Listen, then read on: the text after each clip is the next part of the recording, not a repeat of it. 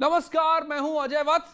थोड़ी ही देर में परीक्षा पर चर्चा होगी। पीएम मोदी करेंगे परीक्षा पे चर्चा। पहली बार वर्चुअल होगा ये कार्यक्रम। छात्रों, अभिभावकों और शिक्षकों से संवाद होगा। बच्चों को मिलेगा परीक्षा के तनाव से बचने का मंत्र। पहली बार ये वर्चुअल हो रहा है, जिसमें स्टूडेंट भी शामिल होंगे, गार्जियन भी होंगे और टीचर भी होंगे। और एक दो नहीं बल्कि 81 देशों के छात्रों ने इसमें बाकायदा रजिस्ट्रेशन कराया है। यानी दुनिया भर से छात्र जुड़ रहे हैं जो लेंगे मोदी मंत्र। इम्तिहान का कैसे करें मुकाबला, इसको लेकर परीक्षा पे चर्चा। दोस्तों, कैसे आप सब? उम्मीद है परीक्षा की तैयारी अच्छी चल रही होगी। ये परीक्षा पे चर्चा का पहला वर्चुअल एडिशन है। अब जानते हैं हम पिछले 1 साल से कोरोना के बीच जी रहे हैं और उसके कारण हर किसी को नया नया इनोवेशन करना पड़ रहा है। मुझे भी आप लोगों से मिलने का मोह इस बार छोड़ना पड़ रहा है और मुझे भी एक नए फॉर्मेट में आपके बीच आना पड़ रहा है और आपसे रूबरू न मिलना, आपके चेहरे की खुशी न देखना, आपका उमंग और उत्साह न अनुभव करना, ये अपने आप में मेरे लिए बहुत बड़ा लॉस है। लेकिन फिर भी परीक्षा तो है ही है। आप है, मैं हूं, परीक्षा है, तो फिर अच्छा ही है कि हम परीक्षा पे चर्चा कंटिन्यू करेंगे और इस साल भी ब्रेक नहीं लेंगे। अभी हम अपनी बातचीत का सिलसिला शुरू करने जा रहे हैं। एक बात मैं शुरू में जरूर देशवासियों को भी बताना चाहता हूं और गार्डियंस को बताना चाहता हूं, टीचर्स को बताना चाहता हूं। ये परीक्षा पे चर्चा है, लेकिन सिर्फ परीक्षा की ही चर्चा नहीं है। बहुत कुछ बातें हो सकती हैं। एक हल्का फुल्का माहौल बनाना है, एक नया आत्मविश्वास पैदा करना है और जैसे अपने घर में बैठ के बातें करते हैं, अपनों के बीच बात करते हैं, यार दोस्तों के साथ बात करते हैं, आइए हम भी ऐसे ही बात करेंगे।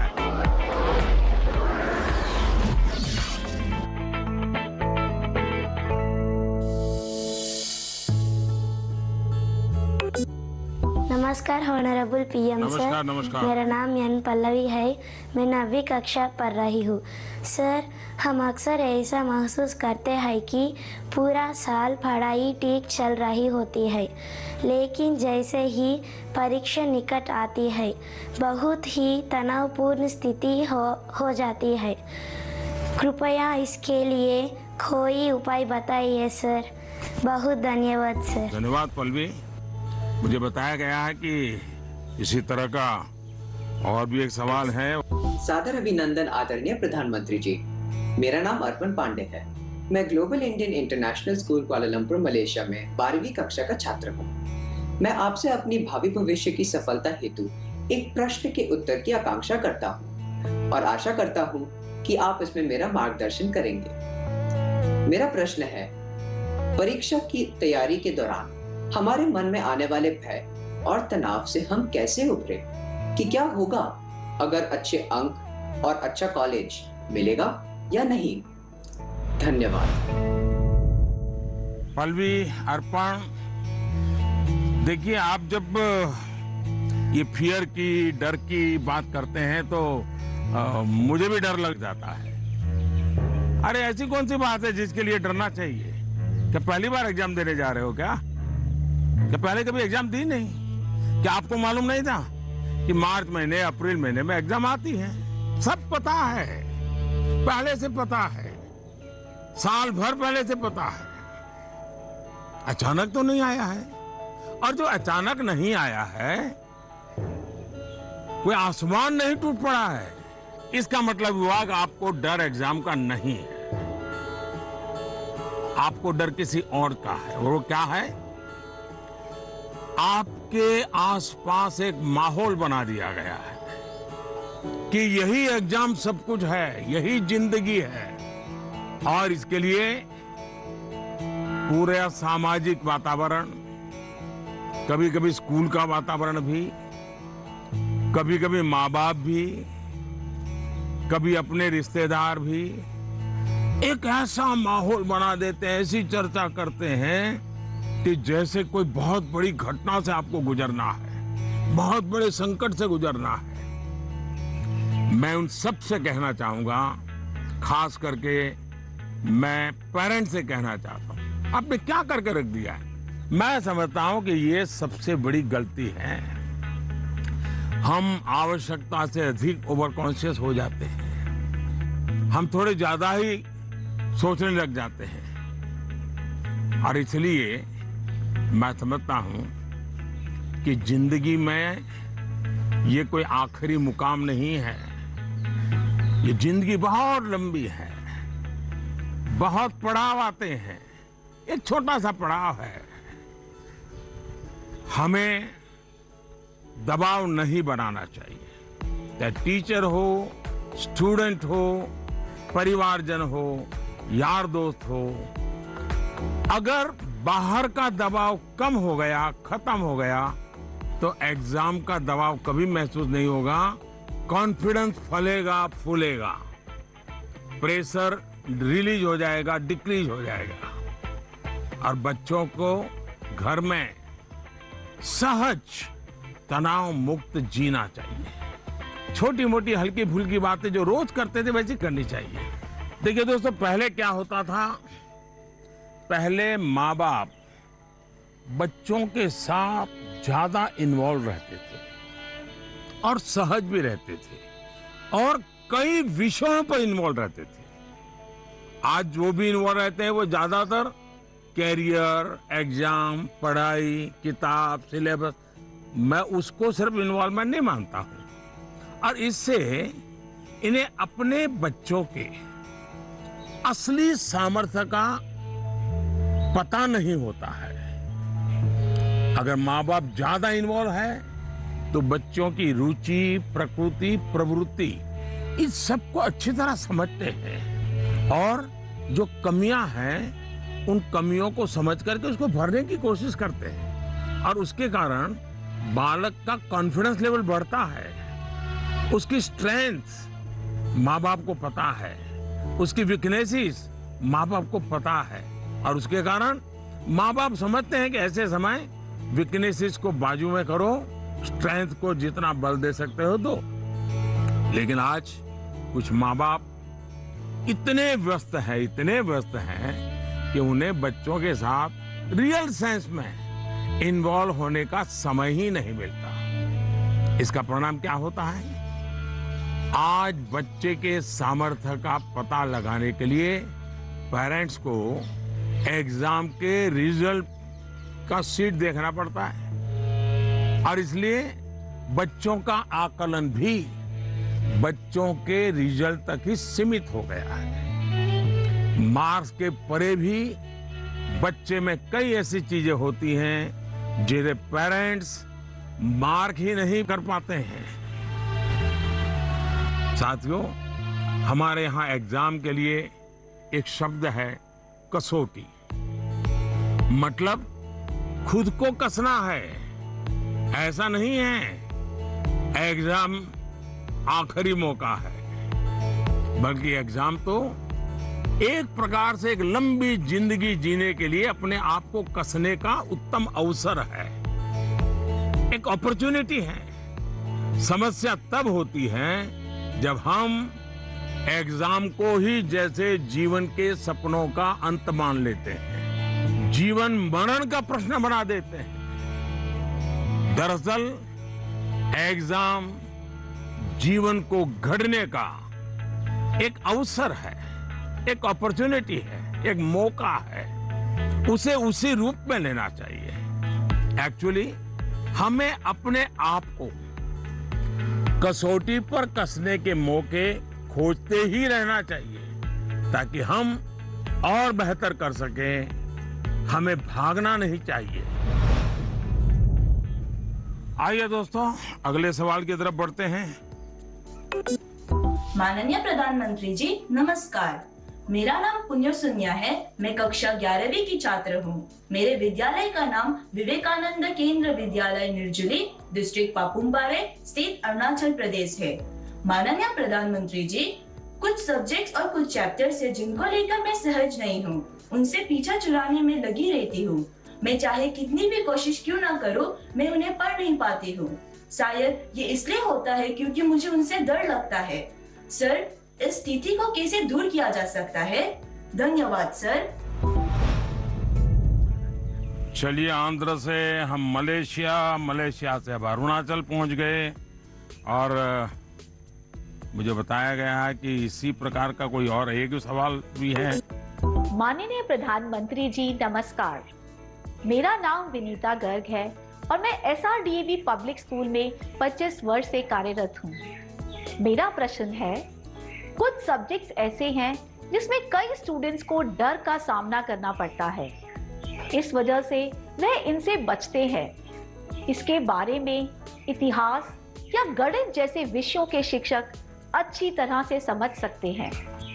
टीचर के तौर पर इस स्थिति को और बेहतर बनाने के लिए हम क्या कर सकते हैं? ये कुछ अलग प्रकार का ही विषय मेरे सामने आया। मैं कोशिश करूंगा कि स्टूडेंट्स के मन को छू सकूं और टीचर्स की बात पर गौर के साथ कुछ समाधान बता सकूं। आप दोनों ने किसी खास सब्जेक्ट या चैप्टर से डर की बात कही है। आप लोग अकेले नहीं हैं जिनको इस स्थिति का सामना करना पड़ता हो। हकीकत तो यह है कि दुनिया में एक भी इंसान ऐसा नहीं मिलेगा जिसके ऊपर यह बात लागू न होती हो। मान लीजिए आपके पास बहुत ही बढ़िया 5-6 शर्ट है, लेकिन आपने देखा होगा 1 या 2 शर्ट आपको इतने पसंद आते होंगे, बार बार पहनते हैं। इसका मतलब ये नहीं कि बाकी सब बेकार हैं, फिटिंग ठीक नहीं है, ऐसा नहीं है। उन 2 इतने अच्छे लगते हैं कि आप उसको बार बार पहनते हैं। कई बार तो माँ बाप भी इन चीजों के लिए गुस्सा करते हैं कि कितनी बार इसको पहनोगे। अभी 2 दिन पहले तो पहना था। पसंद नापसंद मनुष्य का स्वभाव है और कभी कभी पसंद के साथ लगाव भी हो जाता है। और इसमें डर की, दुविधा की क्या बात है कि हमने डरना चाहिए? दरअसल होता क्या है, जब आपको कुछ चीजें ज्यादा अच्छी लगने लगती हैं तो उनके साथ आप बहुत कंफर्ट हो जाते हैं, बहुत कंफर्टेबल लगता है, सहज हो जाते हैं। लेकिन जिन चीजों के साथ आप सहज नहीं होते, उनके तनाव में आपकी 80% एनर्जी आप उसी में लगा देते हैं। और इसलिए स्टूडेंट से मैं यही कहूंगा कि आपको अपनी एनर्जी को इक्वली डिस्ट्रीब्यूट करना चाहिए। सभी विषयों में बराबर बराबर। आपके पास पढ़ाई के लिए 2 घंटे हैं तो उन घंटों में हर सब्जेक्ट को समान भाव से पढ़िए। अपने समय को इक्वल डिस्ट्रीब्यूट करिए। साथियों, आपने देखा होगा टीचर्स, माता पिता हमें सिखाते हैं कि जो सरल है वो पहले करें। ये आम तौर पर ये कहा जाता है और एग्जाम में तो खास तौर पर बार बार कहा जाता है जो सरल उसको पहले करो भाई, जब टाइम बचेगा तब वो कठिन है उसको हाथ लगाना। लेकिन पढ़ाई को लेकर मैं समझता हूं ये सलाह आवश्यक नहीं है और उपयोगी भी नहीं है। मैं जरा इन चीज को अलग नजरिए से देखता हूं।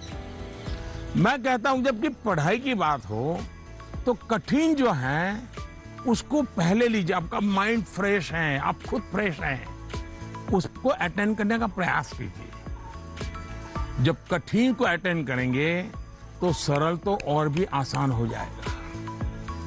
मैं अपना अनुभव बताता हूं। जब मैं मुख्यमंत्री था, तो प्रधानमंत्री बना, तो मुझे भी बहुत कुछ पढ़ना पड़ता है, बहुत कुछ सीखना पड़ता है, बहुतों से सीखना पड़ता है, चीजों को समझना पड़ता है। तो मैं क्या करता था, जो मुश्किल बातें होती है, जिसके निर्णय थोड़े गंभीर होते हैं, मैं मेरे सुबह जो शुरू करता हूं तो कठिन चीजों से शुरू करना पसंद करता हूं। मुश्किल से मुश्किल चीजें मेरे अफसर मेरे सामने लेकर के आते हैं, क्योंकि उनको मालूम है कि वो मेरा एक अलग मूड होता है। मैं चीजों को बिल्कुल तेजी से समझ लेता हूं, निर्णय करने की दिशा में आगे बढ़ता हूं। मैंने अपना एक नियम बनाया है, कोशिश की है। और जो सरल चीजें हैं, दिन भर की थकान के बाद रात देर हो जाती है, तो चलो भाई, अब उनको मैं ज्यादा दिमाग खपाने की जरूरत नहीं हो, कोई गलती होने का कारण नहीं है, तो उन चीजों को मैं फिर देर रात तक खींच लेता हूं। लेकिन सुबह जब उठता हूं तो फिर कठिन से ही मुकाबला करने के लिए निकल पड़ता हूं। दोस्तों, एक और बात हमें अपने आप से सीखनी चाहिए। आप देखिए, जो लोग जीवन में बहुत सफल हैं, वो हर विषय में पारंगत नहीं होते, लेकिन किसी एक विषय पर, किसी एक सब्जेक्ट पर उनकी पकड़ जबरदस्त होती है। अब जैसे लता दीदी हैं, लता मंगेशकर जी की पूरे दुनिया में नाम है, हिंदुस्तान के हर जुबान पे नाम है। लेकिन अगर कोई जाकर के उनको कहे कि आज हमारे क्लास में आइए और ज्योग्राफी पढ़ाइए, हो सकता है वो न भी पढ़ा पाए, पढ़ा भी पाए, मैं नहीं जानता हूं कि वो पढ़ा पाए न पढ़ा पाए, लेकिन लता जी की महारत ज्योग्राफी में शायद न भी हो, लेकिन संगीत की दुनिया में उन्होंने जो किया हुआ है, एक विषय पर जिस प्रकार से अपना जीवन खपा दिया है, आज वो हर एक के लिए प्रेरणा का कारण बन गई है। और इसलिए आपको भले कुछ सब्जेक्ट मुश्किल लगते हो, ये कोई आपके जीवन में कोई कमी नहीं है। आप बस ये ध्यान रखिए कि इस मुश्किल लगने वाले सब्जेक्ट की पढ़ाई से खुद को दूर मत कीजिए, उसे भागिए मत। वहीं टीचर्स के लिए मेरी सलाह ये है, वो विद्यार्थियों से उनको टाइम मैनेजमेंट के संबंध में, उसके तौर तरीके के संबंध में, सिलेबस के बाहर जाकर के भी कभी उनसे बातें करें, उनसे चर्चा करें, उनको गाइड करें। विद्यार्थियों को टोकने के बजाय उन्हें गाइड करें। टोकना, रोकना, उसका प्रभाव मन पे और ज्यादा नेगेटिव फैलता है। प्रोत्साहित करने से वो कॉन्सेंट्रेटेड ताकत के रूप में कन्वर्ट हो जाता है। कुछ बातें क्लास में सार्वजनिक तौर पर जरूर कहें, ताकि सबका प्रबोधन होगा। लेकिन बहुत सी बातें ऐसी होती हैं, जब किसी एक बच्चे को बुला करके चलते चलते थोड़ा सर पे हाथ रख करके बहुत ही प्यार से कहें, देखो बेटा, देखो भैया, तुम इतने बढ़िया करते हो, जरा देखो इसको जरा थोड़ा ये कर लीजिए, देखिए तुम्हारे में बहुत बड़ी ताकत है, आप देखिए ये बहुत काम आएगा, बहुत काम आएगा। एक काम करिएगा, आपके जीवन में ऐसी कौन सी बातें थी जो कभी आपको बहुत कठिन लगती थी और आज आप उसको बड़ी सहजता से कर पा रहे हैं? ऐसे कुछ कामों की लिस्ट बनाइएगा। जैसे साइकिल चलाना कभी आपको कठिन लगा होगा, लेकिन अब वही काम आप बहुत सरलता से करते लेते होंगे। कभी तैरने की बात आई होगी, बहुत डर लगा होगा, उतरने से भी डर लगा होगा, लेकिन आप अच्छे तरह आज तैरना सीख गए होंगे। मतलब जो कठिन था उसको आपने कन्वर्ट कर दिया। आपके जीवन में ऐसी सैकड़ों चीजें होगी। अगर आप ये याद करके जरा किसी कागज पर लिख लेंगे तो कभी आपको किसी को भी, मुझसे भी कठिन वाला सवाल पूछना ही नहीं पड़ेगा, क्योंकि कभी कोई चीज आपको कठिन लगेगी ही नहीं। मुझ पे भरोसा कीजिए दोस्तों, एक बार करके देखिए। Honorable Prime Minister Ji, Vanakkam.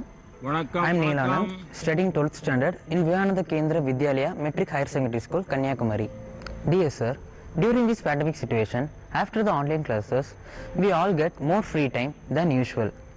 I would like to know how can we make the best use of our free time. My thanks to our Honorable Prime Minister for giving this opportunity. वणक्कम। Mummy papa को पता चलेगा ना कि आप परीक्षा के समय में खाली समय की बात कर रहे हैं, तो फिर देखिए क्या क्या होता है। खैर, मुझे ये सवाल बहुत अच्छा लगा कि आप एग्जाम के समय भी खाली समय पर ध्यान दे रहे हैं, खाली समय पे चर्चा कर रहे हैं। देखिए दोस्तों, खाली समय, इसको खाली मत समझिए, ये खजाना है, खजाना। खाली समय एक सौभाग्य है, खाली समय एक अवसर है। आपकी दिनचर्या में खाली समय के पल होने ही चाहिए, वरना तो जिंदगी एक रोबोट जैसी हो जाती है। दरअसल खाली समय दो तरह के हो सकते हैं। एक जो आपको सुबह से ही पता है कि आज आप 3 से 4 बजे तक फ्री हैं, या आने वाले रविवार को आप आधा दिन फ्री हैं, या आप 4 तारीख को छुट्टी है, आप दोपहर तक आपके पास कोई काम नहीं, आपको पता है। लेकिन दूसरा वो जिसका पता आपको लास्ट मोमेंट में चलता है। अगर आपको पहले से ही पता है कि मेरे पास खाली समय है, तो आप अपने पेरेंट्स या अपने बहन भाई से कह सकते हैं कि मैं आपकी हेल्प करूंगा। आपको क्या काम करना है, आप क्या कर रहे हैं, मैं क्या हेल्प कर सकता हूं। दूसरा, आप सोचें कि ऐसी कौन सी चीजें हैं जो आपको खुशी देती हैं। थोड़ा भारी भरकम शब्द है स्वांतः सुखाय, जिसमें से आपको सुख मिलता है, आपको आनंद मिलता है, आपके मन को बहलाती हैं। आप ऐसा भी कुछ कर सकते हैं। अब आपने मुझे पूछा है तो मैं भी सोचता हूं कि मैं क्या करना पसंद करता हूं। मैंने अपनी दिनचर्या में ऑब्जर्व किया है कि अगर मुझे थोड़ा सा भी खाली समय मिल जाए और अगर झूला है तो मेरा मन करता है कुछ पल में झूले पर जरूर बैठूं। बहुत थकान है और 5 मिनट का भी समय मिल गया, या फिर मैं कोई काम भी कर रहा हूं, तो अपने खाली समय में झूले पर बैठकर, पता नहीं क्या कारण है, लेकिन मेरा मन प्रफुल्लित हो जाता है। जब आप खाली समय अर्न करते हैं तो आपको उसकी सबसे ज्यादा वैल्यू पता चलती है। इसलिए आपकी लाइफ ऐसी होनी चाहिए कि जब आप खाली समय अर्न करें तो आपको असीम आनंद दें। यहां यह भी ध्यान रखने की जरूरत है कि खाली समय में किन चीजों से बचना चाहिए, नहीं तो वही चीज सारा समय खा जाएगी, पता भी नहीं चलेगा, और अंत में रिफ्रेश रिलैक्स होने के बजाय आप तंग आ जाएंगे, थकान महसूस करने लगेंगे। एक और मुझे लगता है कि खाली समय में हमें अपनी क्यूरियोसिटी, जिज्ञासा बढ़ाने की और ऐसी कौन सी चीजें हम कर सकते हैं जो शायद बहुत प्रोडक्टिव हो जाएगी। आपकी माँ या पिता अगर खाना बना रहे हैं, उसे ऑब्जर्व कीजिए, नई नई चीजों में अंदर जाने का, कुछ नया जानने का। इसका इम्पैक्ट सीधा सीधा दिखाई नहीं देता है, पर जीवन में इसका बहुत बड़ा गहरा प्रभाव होता है। फ्री टाइम का एक और बेस्ट यूज हो सकता है कि आप कुछ गतिविधियों से अपने आप को जोड़ें, जिसमें आप को एक्सप्रेस कर पाए, आपकी यूनिकनेस को बाहर ले आ सके, जिसमें आप अपनी इंडिविजुअलिटी से जुड़ सके। ऐसा करने के बहुत से तरीके हैं और आप भी ऐसे बहुत से तरीके जानते हैं। स्पोर्ट्स हैं, म्यूजिक है, राइटिंग है, पेंटिंग है, स्टोरी राइटिंग है। आप बहुत कुछ कर सकते हैं। अपने थॉट्स को, इमोशंस को एक्सप्रेस करने का एक क्रिएटिव तरीका दीजिए, अवसर दीजिए। नॉलेज का दायरा कई बार वहीं तक सीमित होता है जो आपको उपलब्ध है, जो आपके आसपास है, लेकिन क्रिएटिविटी का दायरा नॉलेज से भी बहुत दूर तक आपको ले जाता है, बहुत विस्तार के फलक पर ले जाता है। क्रिएटिविटी आपको उस क्षेत्र में ले जा सकती है जहां पहले कभी कोई नहीं पहुंचा जो नया हो। हमारे यहाँ कहा जाता है, जहां न पहुंचे रवि वहां पहुंचे कवि। ये क्रिएटिविटी की तो बात है।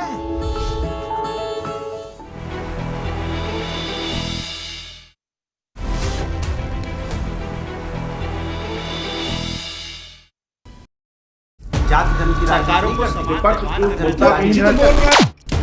मुद्दा भटका दिया जाए तो शोर बन जाता है। ये बीजेपी की फर्जी वैक्सीन नहीं है ना, ये मान लिया आपने। मुद्दा सलीके से उठाया जाए तो सवाल बन जाता है। पहले टीके को लेकर के डाउट पैदा किया, कहा कि पीएम लगवाओ, अब वो लगवा रहे हैं तो फिर उस पर सवाल उठा रहे हो।